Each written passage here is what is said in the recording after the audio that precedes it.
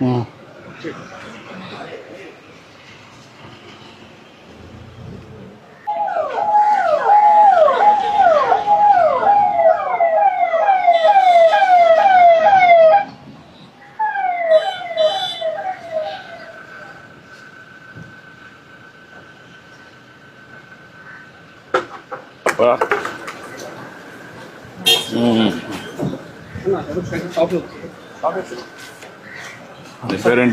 పేరు సన్మంట పోసిబాబు అండి సార్. చెప్పులు కుట్టుకుంటా కొలుముట్టు చేసుకుంటా ఉన్నానండి.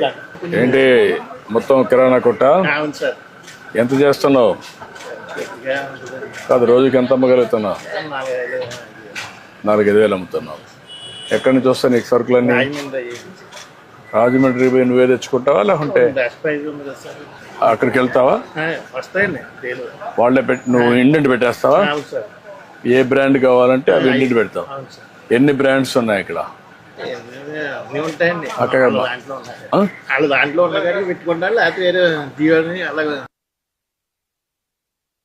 కాదు, నీకు డోర్ డెలివరీ ఇస్తున్నారు, ఇక్కడికి వస్తున్నారు కదా, ఇస్తున్నారు. ఎన్ని బ్రాండ్స్ ఉన్నాయి అంటే ఎన్ని వెరైటీస్ ఉన్నాయి? ఓ దాంట్లో 3-4 ఉంటాయి కదా.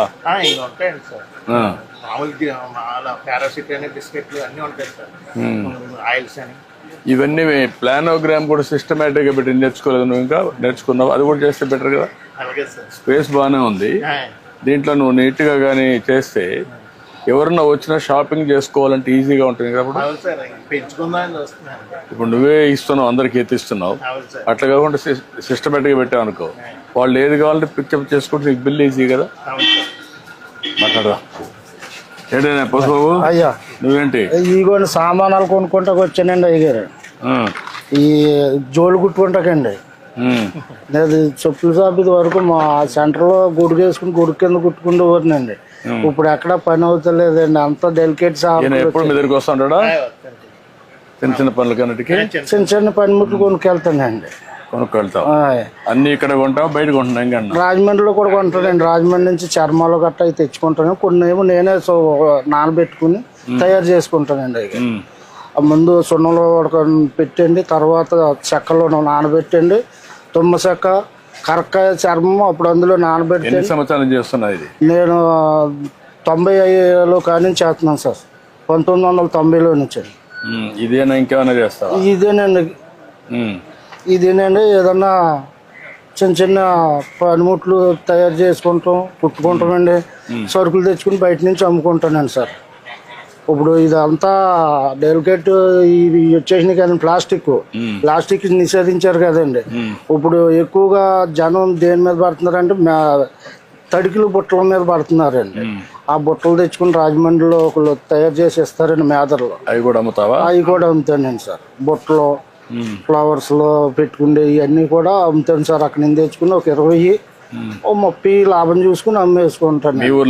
మా ఊళ్ళోనండి. నా దగ్గరకు వస్తారండి, ఇంటికి వస్తారండి. ఇంటికి వచ్చి పట్టుకెళ్తారండి. కొంతమంది ఆర్డర్ ఇస్తారండి, జోళ్ళకి ఆర్డర్ ఇస్తారండి. ఆర్డర్ ఇస్తే నేనే తయారు చేసి వాళ్ళకి ఇస్తానండి సార్. డప్పులు కొట్టే వాళ్ళకి ఇది పింఛన్ ఇస్తున్నాం కదా, ఇస్తున్నారండి. ఇప్పుడు ఆ బాబతులోనేనండి అయ్యగారు. ఇది వరకు నాకు 1000 రూపాయలు ఇచ్చారండి మీ పరిపాలనలోనండి. అది ఇప్పుడు 4000 అయిందండి అయ్యగారు. చెప్పులు కుట్టిన కులముట్టి కింద నాకు ఇచ్చారండి మా అయ్యగారు. మీరే ఇచ్చారండి. అది డప్పులు కొట్టే వాళ్ళకి డప్పులు అండి. డప్పులు కొడతానండి. ఇదినండి. ఇది వరకు అంటే చేసుకునేవాడిని అనిపోయినానండి. ఇప్పుడు నేను అనారోగ్యం అయిపోయానండి. వయసు నీకు? నాకు 55 సంవత్సరాలండి అయ్యగారు. నాకంటే చిన్నోడే కదా, 20 ఏళ్ళు. మరి తెగుళ్ళు వచ్చాయి కదండి అయ్యారు. తెగుళ్ళు వచ్చాయి కదండి. ఇప్పుడు కాళ్ళు నొప్పులు అండి. కాళ్ళు నొప్పులు కొని తెచ్చుకున్నావు? కాళ్ళు నొప్పులు అండి. మళ్ళీ అక్కడేమో కిడ్నీలో కొంచెం ఏదో ఫాల్ట్ ఉంది అన్నారండి. మొన్న వెళ్ళి వచ్చాను రాజమండ్రి అండి హాస్పిటల్కి. ఏదో అలాగా జీవనోపాధి అలా కడుక్కుంటున్నాను. ఏం చదువుకున్నావు నువ్వు? నేను 3వ తరగతి చదువుకున్నానండి. మీ షాప్ చూద్దారా, కొత్త మాట్లాడుకో. డబ్బులు ఎంత అయ్యారు? డబ్బులు అండి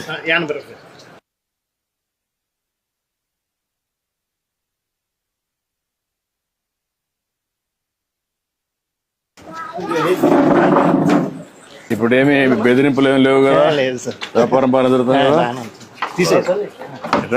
రండి పిల్లలు. ఎంతమంది పిల్లలు? 2 అబ్బాయిలు, 1 అమ్మాయి అండి. అందరూ ఈ పని చేస్తారా? బిజినెస్ మొబైల్ ఆఫ్ చేసి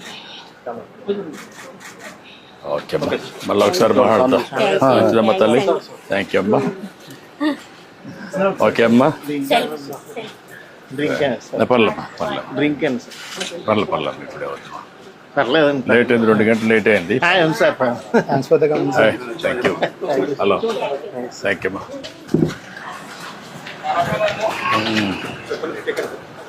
ఈ పక్క నువ్వు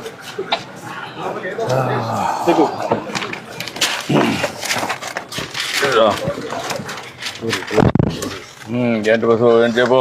ఏమన్నా ఇగరండి ఇలాగ ఉన్నదండి. దొరకో, ఈ పక్క దొరకో. ఇంకా ఎంతమంది పిల్లలు? 2 ఒక 2 అబ్బాయిలు ఒక అమ్మాయి అండి అయ్యారండి. ఏం చదివించే వాళ్ళని? పాప 10th చదివిందండి. అబ్బాయి ఏమో ఇంటర్ చదివాడు అండి, 22 సంవత్సరాలు. పాపకేమో 25 సంవత్సరాలు అండి. అది పెద్ద అబ్బాయి ఏమో 26 సంవత్సరాలు అని కొద్దిగా అనారోగ్యంగా ఉండి చనిపోయాడండి. అతను 2002లో చనిపోయాడండి. పెద్ద అబ్బాయి చనిపోయాడు. పెద్ద అబ్బాయి అండి. రెండో అబ్బాయి ఇంటర్ చదివాడండి. ఏదో ఫ్యాక్టరీలో చేసుకుంటున్నాడు అండి, ప్రైవేట్ ఒక 8,000 అలాగే ఇస్తున్నారు. లేదండి, 22 సంవత్సరాలు అండి సార్. ఏం చదువుకున్నాడు వాడు? ఇంటర్ అండి, ఐటీ చదివాడండి. ఐటీ చేశాడు. ఇప్పుడు నువ్వు, మీ భార్య, కొడుకు అండి. కూతురు బయట ఉందా? బయట అండి, ఇక్కడేనండి. మా మేనల్లుడికే చేశానండి. మీ మేనల్లుడికి ఏదో దేవుడి ఇచ్చిన మీ పక్కన కూకుంటాకి నేను ఎంత పుణ్యం చేసుకుంటే మీ దగ్గర కూకున్నానండి. లేదు కానీ నేను కూడా నీ విషయాలు తెలుసుకుందామని వచ్చా. నేనేంటంటే పేదవాళ్ళకి న్యాయం జరగాలి. అయ్యో, మన పరిపాలన చాలా బాగా చేస్తున్నారండి. అయ్యారు చాలా అభివృద్ధిలోకి చేస్తున్నారండి. ఈ వైఎస్ఆర్ గారి పార్టీ వచ్చాక అడుగట్టుకుపోయిందండి మొత్తం. కొంత ఇబ్బంది పడావా? చాలా ఇబ్బంది పడ్డానండి అయ్యారు. అన్ని కరెక్ట్ చేస్తున్నా. ఇప్పుడు మీలాంటి పేదవాళ్ళందరినీ మళ్ళా మెరుగైన జీవన ప్రమాణాలు రావాలి, మీ పరిస్థితులు బాగుపడాలి. అలాగేనండి అయ్యారు, మీరు ఉంటేనే మాకు బాగుంటదండి. ఇంకా చాలా అంటే అండి ఆయన చాలా ఇప్పుడు మీరు ఇచ్చారనండి. మీ పరిపాలనలో 2017, 18లో ఇల్లు ఇచ్చారండి. అంతో కోర్టు వచ్చిందండి, నేను కొద్దిగా కట్టుకోలేకపోయానండి. అంతే, మొత్తం బిల్లు ఎత్తమే మానేసారండి ఆ పరిపాలన. ఇప్పుడు ఆ ఇల్లు కూడా పెండింగ్ పడిపోయిందండి. ఏదో తినక అలగలగా గోడలు కట్టుకున్నానండి, పైన ఏడేసుకున్నానండి. అయ్యారు సొంత ఇంటి జాగానది మా నాన్నదండి. అదండి మా నాన్న మా నాన్న కూడా కొనుక్కున్నాడండి. మా చిన్నప్పుడు పిల్లలు మొత్తం మేము, మా నాన్నగారికి 2 మగవాళ్ళు, 6 ఆడపిల్లలండి. 5 ఆ పెళ్లిళ్ళు అయిపోయి మొత్తం అందరికీనండి. మొత్తం మా సిస్టర్లకి, మా చెల్లెలండి, నేనే పెద్దోండి ఇంటికి. పెద్ద కుటుంబం. వాళ్ళ పిల్లలు ఏం చేస్తారు? వాళ్ళ పిల్లలు చదువుకున్నారండి. కొంతమంది పెళ్లిళ్ళు అయిపోయినాయండి మా చెల్లెలు గారి పిల్లలకి. మా కుర్రోళ్ళు ఉన్నారంటే వాళ్ళు డ్రైవింగ్ చేసుకుంటారండి. తాటలు గట్ట డ్రైవింగ్, రైతులకి పొలాలు గట్ట దుంతాకండి వెళ్ళి వాళ్ళు పని చేసుకుంటారండి. నీ అభిప్రాయం, ఇన్నేళ్లుగా మీరు, నువ్వు పుట్టినప్పుడు మీ పెద్దవాళ్ళందరినీ చూసాం, ఇంకా కూడా ఆర్థికంగా పైకి రాలేదు, కారణం ఏమంటావు? ఆర్థికంగా అంటే ఏమన్నా సార్, లేకండి ఏదో ఉండి లేక అది తెచ్చుకున్న డబ్బులకే ఆ పూట కొడతాం కష్టం అవుతుందండి. అంటే చదువుకోవాలని కూడా ఎందుకు ఆశ పుట్టడం పిల్లలకంటే ఇది వరకు అంటే ఆర్థిక సహాయం ఇప్పుడు అందిస్తున్నారు సార్. అప్పుడు లేదు కదండి. అప్పుడు లేక పిల్లల్ని చదివించలేక, ఇప్పుడు నేనే ఉన్నాను, నేను ఇంటికి పెద్దగా ఉన్నాండి. నేను బడిలోకి పోదారంటే ఆ 3వ తరగతి చదివించాక ఎవరికో కనసం పెట్టారండి. అప్పుడు ఎంత అండి, నాకు 3 రూపాయలు అండి రోజుకండి. గేదెని తోలుకెళ్తే అండి, ఆ తోలుకెళ్ళి అలగలగా తిప్పుకొచ్చి కడితే రోజుకి 3 రూపాయలు ఇచ్చేవారండి. అదైనా రైతులు వచ్చి కూడబెట్టి తీసుకెళ్ళి అలాగ నేర్పించారండి. అలాగా ఈ కళాకారికి ఇలాగ అయ్యిందండి నాకు. ఇప్పుడు నేను ఎంతమంది పిల్లలు ఉంటే అంతమందికి తల్లికి 100 కింద 15,000 ఇస్తున్నారండి. అయ్యారు ఇస్తున్నారు. అదే మరి పింఛన్లు ఇస్తున్నారండి, పెద్ద ఎత్తున ఇస్తున్నారండి. పక్క రేషన్ షాప్ లో అవన్నీ ఇస్తున్నారండి. మొత్తం క్యాంటీన్లు పెట్టాం, రైతు కూడా సహాయం చేస్తున్నాం, డప్పు కళాకారులకు ఇస్తున్నాం. అట్లందరినీ న్యాయం చేయాలి, మీరు కూడా బాగా పైకి రావాలని నా కోరిక. అదే అండి, బాగానే చూస్తున్నారండి అయ్యారు. మీ పరిపాలన బాగా చాలా సూపర్ గా చూసారండి. పోయిన గతంలో మొత్తం అందరిని నాశనం చేసేసారండి. నేనే కాళ్ళు అరిగేదందుకు తిరిగితేనే నాకు పని అవ్వలేదండి. అప్పుడు మాయ మాటలే ముందు నమ్ముతారు కానండి, మనం కష్టపడి మనం ఏదో చేస్తున్నాం అనుకున్నాం అనుకోండి, అది నమ్మరు కాదండి. మాయ మాటలే ముందు నమ్మేస్తారు జనం. మాయ మాటల్లోనే గాలిలో పడతారండి. దాన్ని ఎట్లా మనం వాళ్ళ పైకి వాళ్ళ జీవితం కోసం ఇప్పుడు ఉదాహరణ నువ్వు చూస్తే, తెలుసుకుంటున్నారండి. ఇప్పుడు తెలుసుకుంటున్నారు. తెలుసుకుంటున్నారండి. గతంలో తెలుసుకోలేదండి. తెలుసుకోకుండా ఆయన గారు ఏదో మాకు కొండంత వచ్చేస్తుందని ఆశపడ్డారండి. ఇప్పుడు అసమంటిది ఏం లేదండి.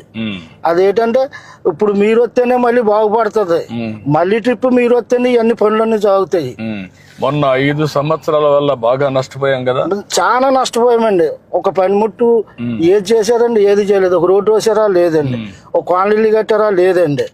ఎంతసేపు అక్కడ స్థలాలు ఉన్నాయి ఇక్కడ స్థలాలు ఉన్నాయని బోకర్లు బాగుపడ్డారు తప్పండి, అసలైంది ఏమీ లేదండి. మీకు నిజమైన లబ్ధిదారులకు పేదవాళ్ళకి దక్కలా ఏమి ఏం దక్కలేదండి.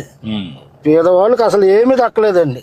అంతా బయట వాళ్ళకి బోకర్లకి వెళ్ళకండి. బోకర్లో శుభ్రంగా అక్కడ సైట్ ఉందండి, అది కొనాలండి. ఎందుకంటే వీళ్ళకి 10 రూపాయలు రావాలండి. ఆ విధంగా స్కామ్ వేసేసారండి. ఏముందండి అసలు ఎక్కడ ఏదీ లేదు. ఇప్పుడు నేను పెట్టింది ప్రతి నెల మొదటి తారీఖున పేదల సేవలో అందరూ రావాలి.